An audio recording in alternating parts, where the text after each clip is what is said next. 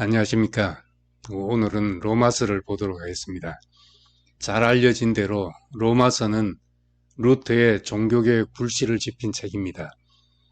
오직 의인은 믿음으로 말미암아 살리라 하신 말씀이 루터의 전환점이 되었습니다. 그리고 원죄, 예정, 은혜, 믿음으로 의롭게 됨, 성화에 이르는 길 등 기독교 교리의 많은 부분이 로마서에서 나왔습니다. 그래서 로마서는 특히 개신교의 핵심 교과서로 꼽힙니다. 그러나 좀 더 깊이 들여다보면 이런 것들은 바울이 로마서에서 말하려고 하는 주된 메시지가 아님을 알 수 있습니다. 이제 우리는 기독교의 교리를 통해서 로마서를 보지 말고 바울의 마음을 생각하며 로마서를 읽어볼 필요가 있습니다. 바울은 왜 로마에 있는 교회에 편지를 보냈을까요? 바울은 이 서신에서 자신이 로마에 가본 적이 없다고 말합니다. 로마서는 바울 자신이 세우지 않았고 방문한 적도 없는 교회에 쓴 서신입니다. 로마서 15장에 바울은 자신의 의도와 계획을 밝히고 있습니다. 바울은 마게도니아 지역을 순회하여 헌금을 받아 예루살렘으로 가서 이방인들의 헌금을 유대인들에게 전달함으로써 유대인과 이방인이 그리스도 안에서 한 형제임을 말하려고 했습니다. 그리고 땅끝인 스페인으로 가는 길에 로마에 있는 교회를 방문하려 한다는 향후 계획도 밝힙니다. 바울이 선교하면서 가장 크게 부딪힌 문제는 유대인과 이방인의 깊은 반목과 갈등이었습니다. 그래서 바울에게는 이 갈등을 해결하는 것이 하나님께 받은 자신의 소명을 다름에 있어서 가장 큰 부담이었습니다. 따라서 로마서는 유대인과 이방인이 하나 된 교회를 이루게 하기 위한 권면의 서신입니다.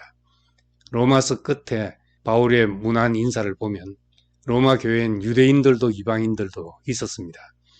그렇지만 로마서 대부분이 아브라함의 이야기로 시작해서 율법과 이스라엘을 다루고 있는 것은 유대인들에 대한 깊은 부담을 느끼고 기록했다는 것을 알 수 있습니다. 먼저는 유대인이 설득되어야 했기 때문입니다. 로마서가 말하고자 하는 핵심은 유대인과 이방인의 하나됨입니다. 예수 그리스도의 복음 안에 있는 사람은 유대인이든 이방인이든 어떤 사람도 하나님 앞에 차별이 없다는 것입니다. 또한 서로의 다름에도 불구하고 그리스도의 몸인 교회 안에서 하나라는 것을 강조합니다. 로마서에서 찾아지는 기독교의 중요 교리들을 뒷받침하는 말씀들은 모두 유대인과 이방인의 하나됨이라는 메시지를 전하기 위해 설명하는 과정에서 나온 말씀이라고 이해해야 합니다. 로마서 1장은 헬라인이나 야만인이나 지혜 있는 자나 어리석은 자에게 내가 다 빚진 자라. 내가 복음을 부끄러워하지 아니하노니 이 복음은 모든 믿는 자에게 구원을 주시는 하나님의 능력이 됨이라 라는 바울의 선포로 시작합니다. 먼저는 유대인에게요 그리고 헬라인에게로다 하는 말을 여러 번 반복합니다. 유대인과 이방인을 함께 복음에 포함하려 했기 때문입니다. 1장 후반부에서 이방인들의 추악한 현실을 지적하는 한편 2장에서 그런 이방인을 판단하는 유대인들의 교만과 완고함도 하나님의 심판 앞에서 조금도 다르지 않다는 것을 지적합니다. 그래서 2장 12절에 율법 없이 범죄하는 자는 율법 없이 망하고 율법이 있고 범죄한 자는 율법으로 말미암아 심판을 받는다 하였습니다. 기록한 바 의인은 없나니 하나도 없다. 선을 행한 자는 없나니 하나도 없다 라고 말하며 유대인과 이방인이 하나님의 심판 앞에서 동일하다는 것을 강조합니다. 하나님은 외모로 사람을 취하지 않는다는 말씀을 했는데 이것은 유대인이냐 이방인이냐 율법을 지키냐 안 지키냐 하는 문제는 하나님의 고려사항이 아니라는 말씀입니다. 그런데 3장에서 복음을 제시합니다. 율법에 하나님의 한 의가 나타났다. 곧 예수 그리스도를 믿는 믿음으로 말미암아 모든 믿는 자에게 미치는 하나님의 의인데 차별이 없다 했습니다. 즉 하나님은 유대인만의 하나님이 아니라 이방인의 하나님도 되신다는 것입니다. 공동 번역에는 하나님의 의를 하나님께서 인간을 당신과 올바른 관계에 놓아주시는 길이라고 번역했습니다. 하나님의 의는 하나님과 올바른 관계에 있는 것입니다. 이 새로운 의가 그리스도이십니다. 우리의 의가 아닌 하나님의 의이기 때문에 율법과 행위로 인한 차별이 없습니다. 4장부터 바울의 율법 이해를 기록했습니다. 바울은 율법이 죄를 깨닫는 역할을 하고 예수 그리스도가 율법의 마침이라고 결론을 냈습니다. 또 실제적인 삶에서 사랑이 율법의 완성이라고 전합니다. 율법 안에서는 유대인과 이방인이 갈라지지만 그리스도를 믿는 믿음 안에서 누구도 차별이 없음을 말하려 한 것입니다. 바울은 율법으로 인해 생긴 차별을 철폐해서 교회라는 몸 안에서 하나 되게 하려는 것이 목적이었습니다. 특별히 이방인들에게 복음을 전하기 위해 부르심을 받은 사도 바울로서는 유대인들이 예수를 믿지 않는 것이 매우 큰 고민이었습니다. 선택받은 민족인 유대인들은 복음을 배척하고 반면 하나님께서 버림받은 백성이라 여겼던 이방인들이 복음을 받아들이는 현실을 어떻게 이해할 것인가?